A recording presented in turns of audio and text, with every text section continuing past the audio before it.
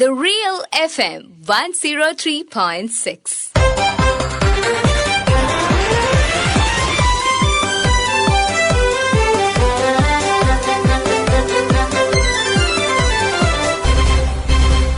ശ്രദ്ധ. നാടിനെ ഞെട്ടിച്ച വയനാട് ചൂരൽമല മുണ്ടക്കൈ ദുരന്തം നടന്ന് 7ാം മാസത്തിലും ദുരന്തബാധിതരെ പുനരധിവസിപ്പിക്കാനുള്ള നടപടികൾ വൈകുകയാണ്. ദുരന്തത്തിൽ പ്രധാനമായും ഭൂമി, വീട് എന്നിവ നഷ്ടപ്പെട്ടവർക്ക് പകരം ഭൂമി നൽകുന്നതും വീട് വെച്ച് നൽകുന്നതുമാണ് വൈകുന്നത്. ഇതിനാവശ്യമായ ഭൂമി കണ്ടെത്താനോ ഏറ്റെടുക്കാനോ ഇനിയും സാധിച്ചിട്ടില്ല. അർഹരായവർ പലരും സർക്കാർ പുറത്തിറക്കിയ പട്ടികയിൽ നിന്ന് പുറത്തായെന്നുള്ള പരാതിയും വ്യാപകമായി ഉയരുന്നുണ്ട്. സ്വകാര്യ വ്യക്തികളും സംഘടനകളും വാഗ്ദാനം ചെയ്ത വീടുകളുടെ നിർമ്മാണവും സർക്കാർ നടപടികൾ വൈകുന്നതിനാൽ മുടങ്ങിക്കിടക്കുകയാണ്. കഴിഞ്ഞ ദിവസം ചൂരൽമലയിലെ ജനങ്ങൾ ഈ അനാസ്ഥയ്ക്കെതിരെ കുടിൽ കെട്ടി സമരം നടത്തുകയുണ്ടായി. അതിജീവനം അസാധ്യമാക്കിയ മഹാദുരന്തത്തിൽ പകച്ചു നിൽക്കുന്ന ചൂരൽമലയിലെയും മുണ്ടക്കൈയിലെയും ജനങ്ങൾ ഇന്ന് ശ്രദ്ധയിലൂടെ അവരുടെ പ്രശ്നങ്ങൾ പങ്കുവയ്ക്കുകയാണ്. ആദ്യം പ്രദേശവാസിയായ നസീർ ചൂരൽമല. ചൂരൽമല സമരം എന്ന് പറയുന്നത് നിങ്ങളൊരു സാധാരണ സമരമായി കാണരുത്. കാരണം ഞങ്ങളൊന്ന് ഉറങ്ങി എണീച്ചപ്പോഴത്തേക്ക് ഞങ്ങൾ ഒന്നും അല്ലാതായ ആളുകളാണ്. ഞങ്ങളുടെ ഉറ്റവരും ഉടയവരും ഞങ്ങളെ ഒരു ആയുസ് മുഴുവൻ സമ്പാദിച്ച സമ്പാദ്യവും എല്ലാം പോയ ആളുകളാണ്. മരണത്തെ നേരിൽ കണ്ട് ഞങ്ങൾ കുറച്ച് ആളുകളെ ബാക്കിയായി എന്നേ ഉള്ളൂ.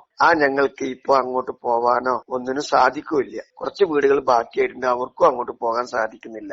ദുരന്തം അനുഭവിച്ച ആളുകൾ എന്ന നിലക്ക് സാമ്പത്തികമായും ശാരീരികമായും മാനസികമായും തകർന്ന ആളുകളാണ് ഞങ്ങള്. ഞങ്ങൾക്ക് ഇപ്പൊ ഒരു സമരം ചെയ്യാനുള്ള ഒരു മനസ്സില്ല. പക്ഷെ സമരം ചെയ്തേ ഞങ്ങൾക്ക് സഹായം ലഭിക്കൂ എന്ന് വെച്ചാല് സമരമല്ലാതെ ഞങ്ങളെ മുന്നിൽ വേറെ മാർഗമില്ല. ഞങ്ങൾക്ക് വേണ്ടി സംസ്ഥാന സർക്കാർ 800ഓളം കോടി രൂപ ഞങ്ങളെ മുൻനിർത്തി കാണിച്ച് ഞങ്ങൾക്ക് 10 സെന്റ് സ്ഥലം തരും, വീട് വെച്ച് തരും, അതുപോലെ ഞങ്ങളുടെ ലോണുകൾ എഴുതി തള്ളും, ഞങ്ങളുടെ ഒറ്റപ്പെട്ടു പോയ കുട്ടികൾക്ക് ജോലി നൽകും. ഇങ്ങനെ വിവിധങ്ങളായ വാഗ്ദാനങ്ങൾ ഞങ്ങൾക്ക് തന്നിട്ടുണ്ട്. ഈ വാഗ്ദാനങ്ങൾ നിറവേറ്റുക എന്നത് മാത്രമാണ് ഞങ്ങൾ ആവശ്യപ്പെടുന്നത്. സർക്കാർ പറഞ്ഞ കാര്യങ്ങൾ അത് നടപ്പിലാക്കുക എന്നുള്ളത് മാത്രമാണ് ഞങ്ങളുടെ സമരത്തിന്റെ ഉദ്ദേശം. പക്ഷെ ഇനിയും ഞങ്ങൾ തെരുവിൽ ഇറങ്ങേണ്ടി വന്നാൽ ഞങ്ങൾക്ക് താഴെയും മേലെയും നോക്കാനില്ല. കാരണം എന്താ അറിയോ, ഞങ്ങൾക്കൊന്നും ഇല്ലാതെ തെരുവിൽ നിൽക്കുന്ന ആളുകളാ.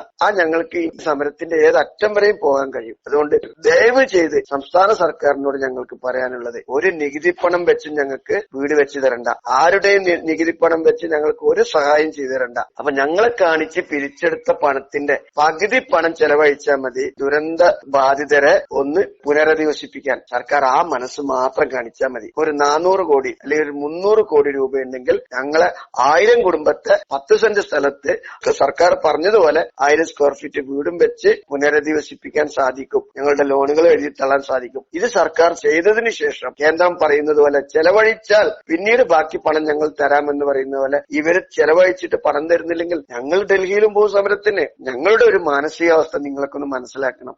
ഞങ്ങളൊരു സമരത്തിലുള്ള മാനസികാവസ്ഥയിലേ അല്ല, വേദനിക്കുന്നവരാ ഞങ്ങള്. കുടുംബവും പോയി, കൂട്ടത്തിലുള്ളവരും പോയി, കൂട്ടുകാരും പോയി, അധ്വാനം പോയി, എല്ലാം പോയി കിടക്കുന്ന ആളുകളാ ഞങ്ങള്. അപ്പൊ ഞങ്ങളെ സംരക്ഷിക്കുന്നതിന് വേണ്ടി നിങ്ങളെപ്പോലുള്ള ആളുകളൊക്കെ മുന്നിട്ടിറങ്ങണമെന്ന് ഞങ്ങൾക്ക് പറയാനുള്ളത്. ഞങ്ങൾക്ക് ഒരു ഡിമാൻഡും ഇല്ല. സർക്കാർ പറഞ്ഞ കാര്യങ്ങൾ, ലോകത്തോട് പറഞ്ഞ കാര്യങ്ങൾ, ഞങ്ങളോട് പറഞ്ഞ കാര്യങ്ങൾ അത് നടപ്പിലാക്കുക എന്ന് മാത്രമേ ഉള്ളൂ. ഇപ്പൊ സർക്കാർ പറയുന്നത് 5 സെന്റ് ഭൂമിയിലെ ഞങ്ങൾക്ക് വീട് വെക്കുക എന്നുള്ളത്. സർക്കാർ ഞങ്ങൾക്ക് വേണ്ടി പണം പിരിക്കുമ്പോ പറഞ്ഞത് 10 സെന്റ് ഭൂമിയിൽ വീട് വെച്ചിരുന്ന പണം പിരിച്ച് എല്ലാം 800 കോടി രൂപ കയ്യിലായതിനു ശേഷം സംസ്ഥാന സർക്കാർ പറയുന്നു ഞങ്ങൾക്ക് 5 സെന്റ് സ്ഥലവും അതിനുള്ള വീടേ തരുള്ളൂ എന്നാ. ബഹുമാനപ്പെട്ട മന്ത്രി പറഞ്ഞത് 1500 കുടുംബത്തെ പുനരധിവസിപ്പിക്കുന്ന. ചീഫ് സെക്രട്ടറി വയനാട്ടിൽ വന്ന് പറഞ്ഞത് 1024 വീട് തരാൻ ഓൾറെഡി സന്നദ്ധ സംഘടനകൾ റെഡിയാണ് എന്നാ പറഞ്ഞത്. നിലവിലുണ്ട് താനും 1011 വീടുകൾ തരാൻ വേണ്ടിയുള്ള സന്നദ്ധ സംഘടനകളുടെ യോഗം ബഹുമാനപ്പെട്ട മുഖ്യമന്ത്രി വിളിച്ചു ചേർക്കുകയും ചെയ്തു. അവര് നൽകാമെന്നും പറഞ്ഞിട്ടുണ്ട്. അപ്പൊ എന്താ, ഭൂമി മാത്രം എടുത്തു കൊടുത്താൽ മതി? ഭൂമി എടുക്കണ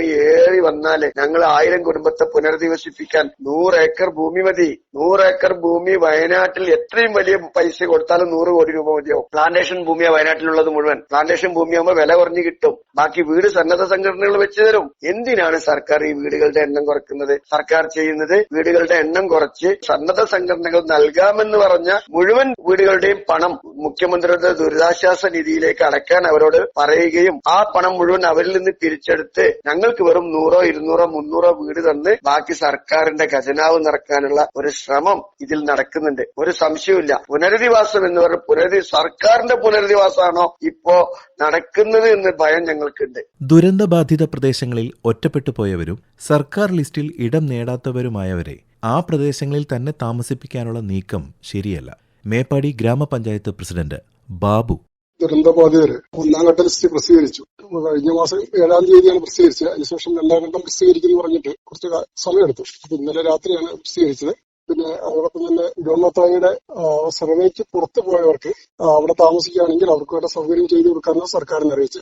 അവിടെ താമസിക്കുക എന്നുള്ളത് വളരെ പ്രയാസമാണ്. കാരണം ഒട്ടേറെ പേരെ അവിടെ മരണപ്പെടുകയും പ്രദേശത്ത് ഇപ്പൊ വന്യമൃഗശല്യം കൂടുകയും പിന്നെ അടിസ്ഥാന സൗകര്യം ഒരുക്കുക എന്ന് പറഞ്ഞാൽ വലിയൊരു പ്രയാസമുണ്ടാവും. അപ്പൊ മുണ്ടക്കായെ സംബന്ധിച്ച് അവിടെ പൂർണ്ണമായും വാഷ് ഔട്ട് ആണെന്ന തരത്തിൽ കണക്കാക്കി എല്ലാവരും മാറ്റി പാർപ്പിക്കണമെന്നാണ് പഞ്ചായത്തിന്റെ ഭാഗത്തുനിന്നുള്ള ഞങ്ങളുടെയൊക്കെ നിലപാട്. അപ്പൊ അത് എത്രത്തോളം ഫലപ്രദമായി നടക്കുമെന്ന് അറിയില്ല. സർക്കാർ വീട് അവർക്കും കൂടി കൊടുക്കുകയാണെങ്കിൽ നിലവിൽ വീട് പൊളിച്ചു കൊടുക്കണം എന്നൊക്കെയാണ് പറയുന്നത്. കുറെ പേര് പുറത്താണ്. അപ്പൊ അതിന്റെ ഒരു സംഘർഷമാണ് എന്നൊക്കെയാണ് ഇപ്പോ സമരം കാര്യങ്ങളൊക്കെ പോകുന്നത്.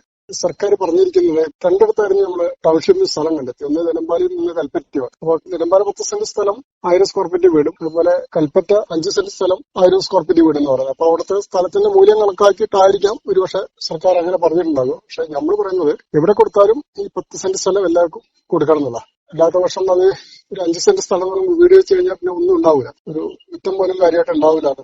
2-3 ഏക്കർ സ്ഥലമുള്ളവർക്ക് അതൊക്കെ നഷ്ടപ്പെട്ടിട്ടാണ് അവർ ഇപ്പോൾ വാടക വീട്ടിലൊക്കെ താമസിക്കുന്നത്. എന്തെങ്കിലും ചെറിയൊരു കൃഷി ചെയ്യാൻ പോലും സൗകര്യം ഉണ്ടാവില്ല. ഉപജീവനത്തിന് പശു, ആട് അങ്ങനെയുള്ള കാര്യങ്ങൾ വളർത്താൻ പോലും സാധിക്കാത്ത സാഹചര്യമുണ്ട്. 5 സെന്റ് സ്ഥലം എന്ന് പറയുമ്പോൾ ജീവിതം മെച്ചപ്പെടുന്നതിന് വല്ല ഇടപെടൽ നടത്താൻ ഒരു സംഘടനകളൊക്കെ ശ്രമിക്കുന്നുണ്ട്. പക്ഷെ സർക്കാരിന്റെ ഭാഗത്തുനിന്ന് അങ്ങനെ ഒരു തൊഴിൽ പരിശീലനം മറ്റൊന്നും കൊടുത്തിട്ടില്ല. ജോലിയിൽ പറഞ്ഞ ഒരാൾക്ക് മാത്രമേ കൊടുത്തിട്ടുള്ളൂ.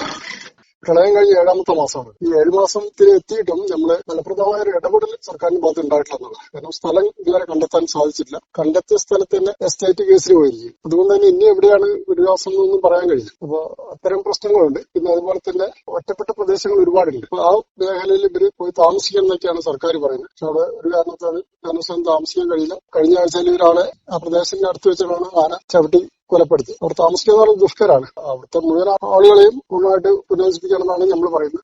ദുരന്തബാധിതർക്കായുള്ള മതിയായ ചികിത്സാ സഹായവും വൈകുന്ന വീട് നിർമ്മാണവും ജനജീവിതം ദുസ്സഹമാക്കുന്നു. ദുരന്തമേഖലയിൽ താമസിക്കുന്ന ഉസ്മാൻ ബാപ്പു ശ്രദ്ധയോട്: ഇപ്പൊ നിലവിലുള്ള ആവശ്യം എന്ന് പറഞ്ഞാൽ നിലവിൽ ഇപ്പോ എന്റെ അവസ്ഥ തന്നെ പറയാം. നിലവിൽ ഞങ്ങളെല്ലാവരും ദുരിതബാധിതരാണ്. ഞങ്ങൾ ഈ വീട് പൊളിഞ്ഞ് ഞങ്ങൾ അതിനകത്ത് കുടുങ്ങിയ ആളുകളാണ്. അപ്പൊ ഞങ്ങൾക്ക് എല്ലാവർക്കും നിലവിൽ ചികിത്സക്ക് ആവശ്യമുണ്ട്. നിർബന്ധമായിട്ട് ചികിത്സ ഉണ്ട്. അപ്പൊ ഒന്ന് ഞാന്, അതേപോലെ എന്റെ വല്യമ്മ, അതേപോലെ എന്റെ വൈഫ് നിലവിൽ ട്രീറ്റ്മെന്റിലാണ്. അതേപോലെ ഏകദേശം ഒരു 35-40 ആളുകളോളം ഉണ്ട് എന്നുള്ളതാണ് ഞങ്ങൾക്ക് അറിയാൻ കഴിയുന്നത്. അതായത് ഒരുപാട് ആളുകൾ ഇപ്പൊ ഞങ്ങൾ ഒരുമിച്ചല്ല താമസമുള്ളത്. പല ആളുകളും ജില്ലയുടെ പല ഭാഗത്തുമാണ് താമസമുള്ളത്. അപ്പൊ അവരെ കണ്ടുമുട്ടുന്ന സമയങ്ങളിൽ അവർ പറയാറുള്ളത് ചികിത്സക്ക് ഫണ്ടില്ല എന്നുള്ളതാണ്. രണ്ടാമത് പിന്നെ ഞങ്ങൾക്ക് വീട് തരാമെന്ന് പറഞ്ഞിട്ട് 5 സെന്റ് ഭൂമിയാണ് ഉള്ളത്. ഈ 5 സെന്റ് ഭൂമിക്കകത്ത് ഞങ്ങൾ എങ്ങനെയാണ് താമസിക്കുക? 1000 സ്ക്വയർ ഫീറ്റ് വീട് വെച്ചിട്ട് ഒരു സ്വകാര്യത നഷ്ടപ്പെടുന്ന അവസ്ഥയിലേക്ക് വരും. അത് മാത്രമല്ല സേഫ്റ്റി ടാങ്കിന്റെ പ്രശ്നങ്ങൾ വരും, കുടിവെള്ളത്തിന്റെ പ്രശ്നങ്ങൾ വരും, അയൽവാസികൾ തമ്മിലുള്ള തർക്കങ്ങൾ പ്രശ്നങ്ങൾ വരും. അതെല്ലാം ഞങ്ങൾക്ക് പ്രശ്നങ്ങൾ വരും. രണ്ടാമത് അതായിട്ടാണുള്ളത്. അതുപോലെ തന്നെ നമ്മൾ അടുത്ത് താമസിക്കുന്ന ഒരുപാട് ആളുകൾ ഈ ലിസ്റ്റിൽ ഉൾപ്പെട്ടിട്ടില്ല. ചീഫ് സെക്രട്ടറി ഞങ്ങളോട് പറഞ്ഞത് 1023 വീടാണ് പറഞ്ഞിരുന്നത്. പക്ഷെ അതിപ്പോ വെറും 360 വീടിന്റെ അടുത്തേക്ക് മാത്രമാണ് എത്തിയിട്ടുള്ളത്. ഇനിയും ഒരുപാട് ആളുകൾ വീട് കിട്ടാത്ത ആളുകളുണ്ട്, വീടിന്റെ ലിസ്റ്റിൽ ഉൾപ്പെടാത്ത ആളുകളുണ്ട്. ഇതിപ്പോ 3 മാസത്തിന്റെ ഇടയിൽ ഏകദേശം 4ാമത്തെ ലിസ്റ്റാണ് വരുന്നത്. ഈ ലിസ്റ്റിലൊന്നും ഈ പാവങ്ങൾ ആരും ഉൾപ്പെട്ടിട്ടില്ല. ഇനി എങ്ങനെയാണ് അവിടെ പോയി താമസിക്കവര്? ഈ ഇതിന്റെ വീട്ടിൽ ജർക്കിങ് ഉണ്ടായിട്ടുണ്ട്, വീടുകള് പല വീടുകൾക്കും മുള്ളിച്ചുണ്ടായിട്ടുണ്ട്, കുടിവെള്ളമില്ല, കുടിവെള്ളത്തിന്റെ പ്രശ്നങ്ങളുണ്ട്, പലതും കിണർ താഴ്ന്നു പോയിട്ടുണ്ട്, പിന്നെ കറണ്ടിന്റെ പ്രശ്നങ്ങൾ അവിടെ ഉണ്ട്, പിന്നെ നിലവിൽ വന്യമൃഗത്തിന്റെ ശല്യങ്ങളുണ്ട്. ഇപ്പൊ തന്നെ നിലവിൽ അട്ടമലയിൽ ഒരാൾ മരണപ്പെട്ടു. ഇപ്പൊ ചൂരമല ടൗണിലേക്കാണ് ഈ ആന വരുന്നത്. അപ്പൊ അങ്ങനത്തെ ഒരുപാട് പ്രശ്നങ്ങൾ നിലവിൽ ഞങ്ങൾക്ക് അവിടെ ഉണ്ട്. ഈ 2-3 വിഷയങ്ങളാണ് ഞങ്ങൾക്ക് കാര്യമായിട്ട് പറയാനുള്ളത്.